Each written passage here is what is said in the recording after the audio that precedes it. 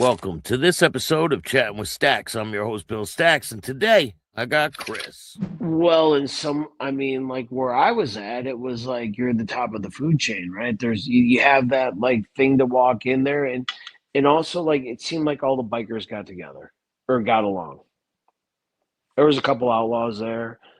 There was a Devil's Disciple from Detroit there, me, and that was about it at the time. But there wasn't like that beef that was on the street, and one of the outlaws was for the stuff that happened in '94 with Monty and in Rockford and stuff like that.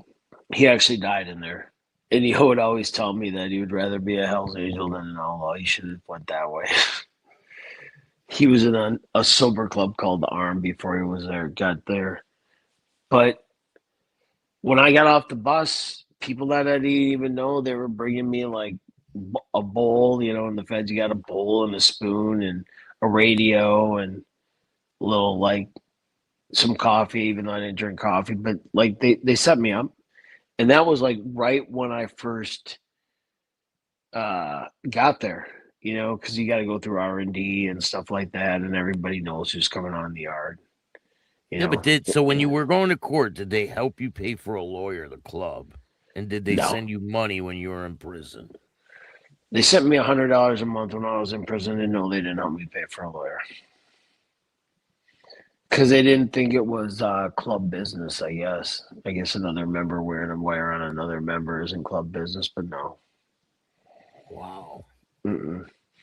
And they were mad at me, too, because when I got pulled over in Ohio, there was money in the car. And, I mean, again, the dude that pulled us over was there, and he told on us. It was, you know what I mean? Like, it was the... And that was the money because of the Laughlin thing, right? Yeah. When it got confiscated, yeah. And one of the dudes that I was I was with two members from Minnesota. One of them I don't think is not a member anymore, and the other one passed away. He was a good dude. His name was Richie. He was a really, really good dude from Minnesota. Really good dude. Yeah, no, they didn't pay for anything. They wanted their money back, right? The Angels wanted their money back. They got it back, I heard. Yeah, they got it back. Part of it. Well, they had to pay an attorney to get it back. But you know what? The reality is, I didn't even know that the money was in the trunk. I was a prospect, or I was just a new member, right? Like I wasn't at any of that. So I didn't know. It was a shock to me, right? I actually didn't find out that there was money in the trunk till a member came to see me in jail and told me not to tell. And he's a rat. Yeah, he's a rat. Not to tell. Well, he's probably recording the conversation. No, he told on. And he told on all the people in the wedding chapel in Vegas. Wow. Yeah, he told on. But I think he found God now, so he's okay. Any crazy situations happen to you in prison? No, not really. I mean, I was in Oxford, Wisconsin, and it was one of those places. It was pretty laid back. The craziest situation is I think I was in a kickball tournament. Kickball. Like it felt like it was that fun day in grade school. Kickball. But no, nothing. Not at all. You were in state prison, right? State prison or the feds? Federal. It was a medium high. They kept you close to home? Yeah, because I could. You know what I mean? I asked to be close to home. I had a really good attorney. Crazy. Like a pretty high-powered attorney, and had a lot of stroke. They'll try to send you all over the country, right? Yeah, I think a lot of it is like, I think they try to keep it close to home, but like they might ship you off depending on if your status changes. Like you go down in levels. Usually I think they ship people around the country for disciplinary reasons, right? Like they're not or if they're mad at you, they're not if they want people, I think, to be close to home in the feds. or like if he can't go on a yard because there's a co-defendant on there. I remember, actually, I remember this one time, one of my friends from prison I talked to now, he's a big fat guy. His name was Tuna, right? He liked to eat. When Obama became president in the Fed joint, they flooded it with illegals. Everybody. I think everybody thought that he was going to open up the doors, but he flooded the joint, and they moved a lot of people around because where I was at wasn't a medical facility. So like the people that were there that were medical, they moved people in and out. You know, brings this Nazi low. There's a Nazi lowrider from California, and he drives on my buddy because he bought some candy or whatever from a black dude that was selling like candy or whatever. And I was like, dude, like you're buying your sugar from him. Stop trying to like drive on the fat white kid, right? Like, come on, man, leave him alone. And I said to him, I said, besides the fact, what the fuck is a Nazi lowrider claiming California, talking about California all the time, doing in the middle of Wisconsin? What did you do that there's like Yeah. 200 prisons between here and California that would keep you close? They at least try to keep you in your district, I think, in the feds. And sure as shit, he ended up being a rat. Because my buddy told me after I left, somebody pounded him so bad. He said he never seen so much blood in his cell at one place. I think that one of the things that they used to say in prison and federal, especially in the feds, you can be anybody you want to be till somebody finds out. If you're from out of your area, Right. you can tell whoever story you write, and it almost it'll catch up to you. I do remember another time when I was in prison. This dude, he was from Washington, and we were working out with him. Like he was kind of our friends, and like we didn't really know. And the one thing that was, and I fell for it too. They would always people would always talk about Hell's Angels that they knew, right? Like that was like the biggest thing that I thought was, you know, I'm Sonny Barger's nephew, or my grandpa, or my cousin, or my best friend's mom's sister's cousin was a Hell's Angel. And I'm like, where? Oh, in Iowa. I'm like, no, they weren't. Like, stop. But this dude, he was working out with us from Washington, and somebody gave me a message and said that he was no good, right? And we were supposed to work out. He meet him out at the yard in the morning. And I walked out there, and I liked him. And I said, dude, you got to go. And he knew it. He just put his head down and he went and checked in. I said, you can't be here anymore. That You quick. know, that quick. I said, so Wow. so make this painless, right? For me and you. Like, you can't be here. And I'm the one that had to tell him because, like, it's just what happens, right? It's just how it goes. So So with yeah. you not being in a club anymore, I don't know if you're out bad or your status or any of that. But you hmm see Satan's Choice is active out there. It's starting to come to the US. What are your thoughts on Satan's Choice coming to the US in these states where there's a lot of dominant clubs, taking in a lot of people that are out from other clubs? They're taking members that are from all these big clubs and forming Satan's Choice in these states. Do you think it'll last? I just don't even understand why they would want to do something like that. Like, why would you want to bring for on so many different levels, right? Why do you want to draw that heat? I mean, you're drawing heat from the cops.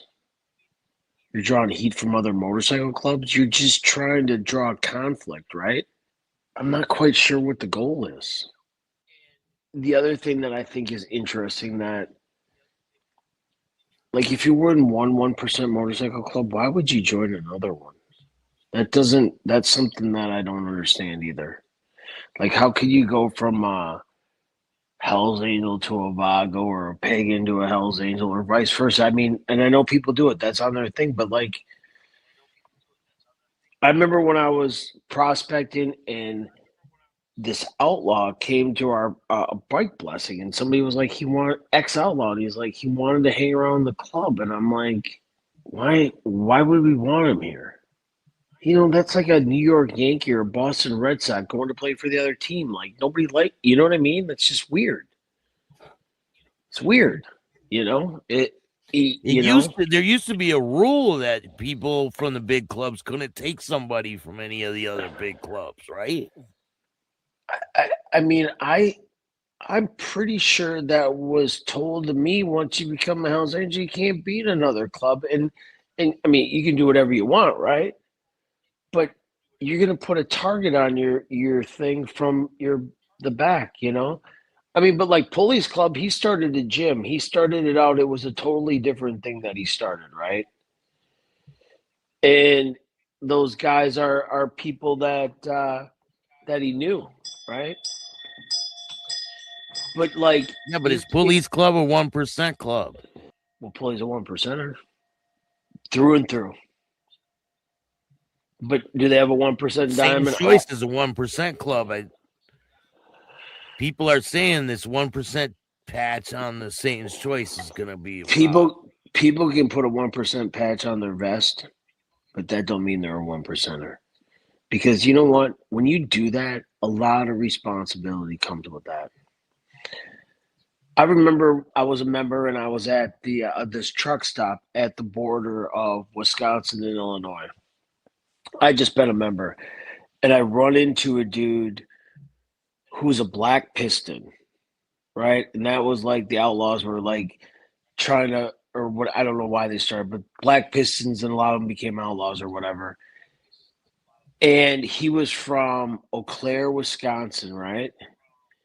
And I was and it was across on the Illinois side of the border. And I told him he had a shirt on, and we're standing in the gas station. I'm like, dude, you got to take that shirt off. You can't wear that around me. He's like, what do you mean? I'm just passing through. I'm a truck driver. I said, you can't wear that around me. And he wouldn't take it off. And we were standing in the doorway, and he wouldn't come out, right? And the only thing I could think of was to hack a loogie and spit it on his face, which is totally disrespectful, right? But he still wouldn't fight me. He still wouldn't fight me. I couldn't get this guy to like come away from the cash register. You know what I mean? I finally got him to take his shirt off, but he joined the Black Pistons. He didn't know that they were at war with the Hells Angels. He didn't know what he signed up for. They were 1%ers, you know? No, the Black Pistons are not a 1% club, I don't think. They're not? I mean, I've seen people. I've seen like, I mean, there's some weird motorcycle clubs. You know, you ever heard? And I don't want to disrespect anybody's motorcycle club, but you ever heard of a motorcycle club called the 69ers? Yeah. That's a strange one. You ever seen their patch? Isn't it like two dogs, like whatever? I mean, like, are they a 1% club? I mean, Wisconsin and Madison, especially. I don't know. They're in Florida, right? They're in New York. They're in Florida. I think I seen them in New York. They might be all over. I mean, there's so many different clubs now. Maybe some of them don't wear 1%ers. I mean, I think a lot of 1%er clubs have start taking the 1%ers off their vest because it's kind of watered down as to what it means, isn't it? It says yes, they are considered a 1% club, the Black Pistons. Yeah. They're a support club for the Outlaws. Yep. But yeah. I interviewed a former Black Piston, and he said that he wasn't a 1%er, and he never was going to join the Outlaws because he says he wasn't with the 1%er type of lifestyle. That's why he joined the Black Pistons. And then when he found out what it was all about, he ended up leaving. Yeah. Was he on Earth? I mean, like, you know what? And I do know that some people really don't know what they're getting themselves into. You know what I mean? Like, I notice how people would give people like, you know, this. When I joined, they're like, there's a chance the average age of a Hell's Angel is like around 35 or 40 years old. They're like, you're either going to die young, go to prison, get killed, get shot at, whatever, right? And you know what? They were right. I got stabbed and went to prison. Like, they were on the money, you know? And so if you don't hear that when you're prospecting or joining, like, that's on you. I mean, no motorcycle club. It's not like you're joining the Boy Scouts, you know? But you've been through a lot of stuff with the Hells Angels. Do you hold any resentment towards the Hells Angels as a club? As a club? No. No. No. Because the other thing that what I learned is in the club is the motorcycle club is bigger than the whole. The Hells Angels are going to be here. They've lasted longer than individuals in the club. People have come and gone, you know? And I think one of the things that happens to people that leave the club or whatever bad things is they think that they're bigger than the club. They think they got a secret sauce that they can put on themselves that makes them bigger than the club. You know, and that's just like a rule in life. If you think you're bigger than your job or the most important, it can't exist without you, you'll find out you're wrong. Go to prison. Find out how many people call you up and talk to you when you're in prison. Putting money on your books, you know? That line gets really short. I mean, that's pretty much everyone probably feels that way, right? Oh, they can't move on without me, but obviously it's like it's a well-oiled machine. It's still gonna keep moving without any of them. There's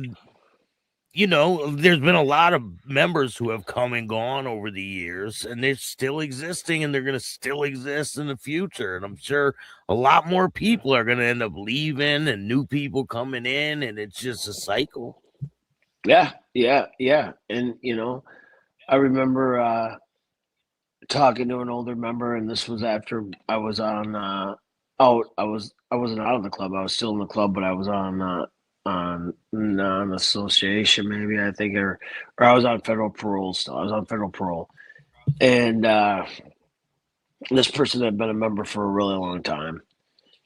I want to say he was at Altamont. And I was talking to him about when actually Pee Wee left the club, and he goes, members just come and go. He goes, I see it all the time. And his experience, it's just like, as me as a member, I thought that I probably had some secret sauce that can make me do things that don't that aren't the experience. You know what I mean? Like, because there's some older members that have made it through that have made it longer than the average age of members in the club. I mean, Fuzzy and Flash. I mean, Fuzzy's the last original New York City member in Oakland still, 1969. What is that? 57 years, Long time. Long time, yeah. I think Johnny A is still a member in Arizona, maybe. I mean, they've been there for a long time. Flash from Oakland, he's been there for a long time. It's, I mean, I think they're, as they get older and dying off, I mean, New York has a lot of members for a long time, that are around. A lot of by where you're at out there in Connecticut, some of those guys have been members for a really long time. And what's crazy to think, like, I became a member in 2003. So if I was still in the club, I'd have 24 years in. And I remember being in a club, seeing somebody that had like 24 or 35 years. Like, there wasn't as many as there is now. I think there's probably more members of that long. No, I don't have any resentment towards the Hells Angels at all. Show must go on, man. Right? Yeah. Some people think I just do these interviews for people to like talk trash about the clubs and all that, but that's not the case. I just want to hear your story from your perspective. It has nothing to do with the club in general. It's your story. It's what you experience. It wasn't the Hells Angels that wore the wire on me. and even an old member that I didn't see eye to eye with at all, who's passed on, there's some of his advice that I should have listened to. But I was younger, wilder. He was old. He was an original New York member. Oates, iconic member from New York. But yeah, I did it. Anybody that did it, that joined it, there's not a lot of people in this world that can say they remember the Hells Angels Motorcycle Club. There's less people in the world that can say that they were or are than not, you know? And the 1% of 100%. Everybody can't join the. Everybody can get a job at Burger King. Everybody can get a job at Home Depot, but not everybody can be in the Hells Angels Motorcycle Club. That's a fact. yeah, I mean any 1% motorcycle club, I gotta believe, right? Like that's a big responsibility. When you strap that patch on your back, I mean, especially like the Hells Angels, the Outlaws, the Pagans, the Mongols, the Banditos, you know? And some people try and try and try and just don't got what it takes too, right? Yeah, they might not get it. I mean, the one thing that made me like I think leave the club when I stepped out is I didn't want to be in those situations, right? I didn't want to be like the person that because when you get to those things that are you think they're never going to happen, right? I'm sure there's a ton of people that thought when they were at Laughlin that really was never going to happen. But the one thing I know, they were always going to tell you, if this happens, don't worry, I'm going to do this, right? I'll be here doing this. And I remember plenty of Hell's Angels ducking and diving behind those machines when the bullets started flying, you know. And I'll say that even to like people that tell or whatever, you can never know what you're going to do until you get there. A lot of people that like were chest pounders and in being a bully per se, like being a bully, the bullies were always the first people I thought to crumble. The first people to tell, the first people to find God, to do whatever they need to do, right? I mean, they weren't on that trip until they get caught or get found out. The other thing is, a lot of people, well, the one thing that was the message in the Hell's Angel is that you don't become a Hell's Angel to become famous. You know what I mean? Like bigger than the club, and I'm sure you've seen people bigger than the club. I just became a member and I flew out to Vegas. I was still a Rockford member at the time, and this was after Laughlin, and I was on my way home from Vegas, and I went to the Hard Rock Hotel and Casino because it was close to the airport. Like I just stopped. I had the cab take me there. I left the clubhouse, and I was with this girl, and they came up to me and told me they're like, "You can't be here with your patch." And I said, "Dude, I ain't leaving. Get the bike out of the thing that says it was made by one of the members of Motley Crue by the Hells Angels. Like, take Hells Angels off of it, right?"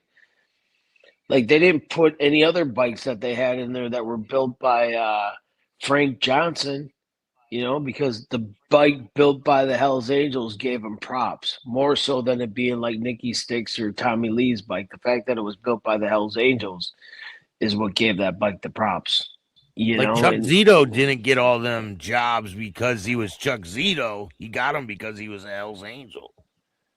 yeah, yeah. Well, that was another thing that's funny about that is he was doing a book signing at the casino. And I'm like, so you got Chuck Zito, a Hell's Angel, doing a book signing coming here, but you want me to leave with my patch? I'm like, fuck you. I ain't leaving. Not leaving. I said I'm gonna stay here and I'm gonna finish out till I get on my plane and then I'll leave. But I'm not leaving otherwise. And I'm not taking my patch off. I'm not gonna argue with you about it or fight with it. I'm just telling you how it is. And if you want me to leave, you're gonna have to physically remove me out of here. And they didn't. I wouldn't tell the guy I was going to fight him or tell him I'm going to sue him. I just said, I'm not leaving. Don't bother me. And what, they You just know? left you alone? Yeah. Yeah.